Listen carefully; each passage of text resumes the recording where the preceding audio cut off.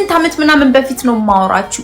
ሌሊት ላይ በጸሎት ላይ ሆኜ ነው በቃ ይሄንን ቃል ስጠኝ ግስዋት ተቀበልኩት። አይ ኖ እግዚአብሔርን ደስ የሚያሰኘውን ነገር እኔ ከፈለኩኝ አካሄድ እሱን ደስ ካሰኘው በጠላቴ የምለው ሰው ጋር እንኳን ምንን ያደርጋል? ሰላምን ያደርጋል። ስለዚህ ለዚህ ሴት ይሄንን ቃል አንብቢው፣ ክርስቶስን አግቢው።